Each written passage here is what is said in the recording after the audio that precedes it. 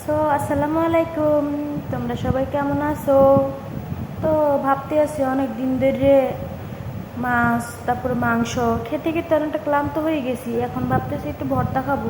তো কিসের ভর্তা খাওয়া যায়? ডালটা সিদ্ধ আসতে ঘরে মশাই দিয়ে তো ডাল সিদ্ধ করে নিছি, তো একটু দেখাতে পারি নাই। তো আমি এখন শুকনো মরিচ টেলে নিচ্ছি ভালো করে, বাদামি হয়েছে হালকা।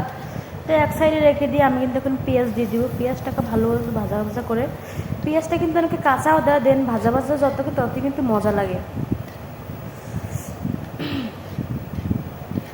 তো এই জন্যই তো এটা তোমাদেরকে এটা দিয়ে শেয়ার করতে দিলাম। তো দেন আমার কিন্তু হয়ে গেছে। এখন কিন্তু আমি কটা শুকনো মরিচ নিয়ে নিছি। তো শুকনো মরিচ কটাকে আমি ভালো করে লবণ দিয়ে ওই ভাজা ভাজা মরিচ দিয়ে ভালো করে মেখে নিব। মেখে সরষের তেল দিব পরে, কেন এখন তো সরষের তেলটা দিলে মাখা যাবে না। দেন আমি এখন ভালো করে মেখে নিচ্ছি, ভালো করে চাটকে মরিচটা যেন কিছুতেই না থাকে, ঠিক আছে? তো ভালো করে নিতে হবে। তো আমি এখন সরষের তেল দিয়ে দিব। সরষের তেল দিলে ভর্তাটা কিন্তু অনেক মজা হয়, দারুণ হয় খেতে, খুবই সুস্বাদু হয়।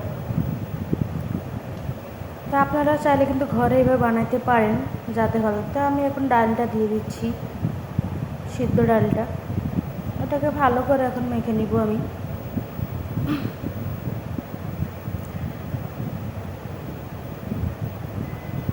ভালো করে মেখে নিয়ে পরে দেখবে কিন্তু আমার ভর্তাটা রেডি।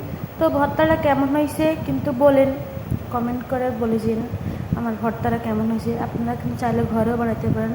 আসসালামু আলাইকুম, টাটা, বাই বাই।